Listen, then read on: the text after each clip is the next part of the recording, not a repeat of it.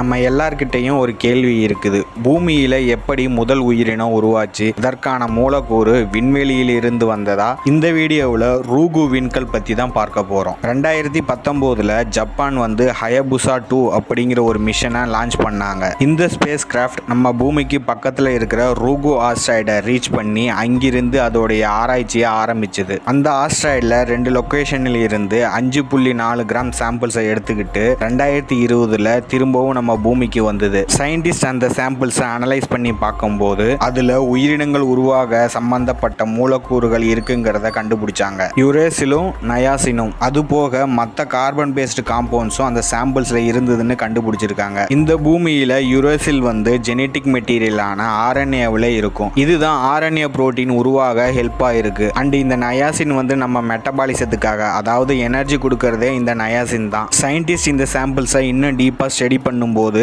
இது 4.5 பில்லியன் இயர்ஸுக்கு முன்னாடி உருவானதுன்னு கண்டுபிடிச்சிருக்காங்க. இது கரெக்டா நம்ம பிளானட் உருவான அதே ஏஜுக்கு அப்படியே ஒத்து போகுது. உயிர்கள் நம்ம பூமியில உருவாக தேவையான மூலக்கூறுகள் இது மாதிரி விண்வெளியில் இருந்து ஆஸ்ட்ராய்டு மூலம் நம்ம பூமிக்கு வந்திருக்கும்னு ஒரு தியரி இருக்குது. நமக்கான கிளியர் கட்டா தெரியாது இப்படிதான் நம்ம பூமியில உயிர்கள் உருவாகி இருக்குமான்னு. பூமியில உயிர்கள் உருவான பல வழிகள்ல ஒன் ஆஃப் த வழி தான் இந்த ஆஸ்ட்ராய்ட்ஸ். ஒருவேளை நம்ம பூமி மாதிரியே எக்ஸோ பிளானட்ஸ்ல இந்த உயிர்களுக்கான மூலக்கூறுகளை ஆஸ்ட்ராய்ட்ஸ் அங்கேயும் கொண்டு போகி இருந்தா அந்த எக்ஸோ பிளானட்ஸ்லயும் பூமியில இருக்கிற மாதிரியே உயிர்கள் உருவாகி இருக்குமா? அந்த கிரகத்திலையும் மனிதர்கள் போல ஹை இன்டெலிஜென்ஸ் ஸ்பீசிஸ் வாழ்வாங்களா? உங்களுடைய தாட்ஸை கீழே கமெண்ட் பண்ணுங்க. இந்த வீடியோ பிடிச்சிருந்தா சேனலை மறக்காம சப்ஸ்கிரைப் பண்ணுங்க, லைக் பண்ணுங்க, ஷேர் பண்ணுங்க, பெல் நோட்டிபிகேஷனை கிளிக் பண்ணுங்க.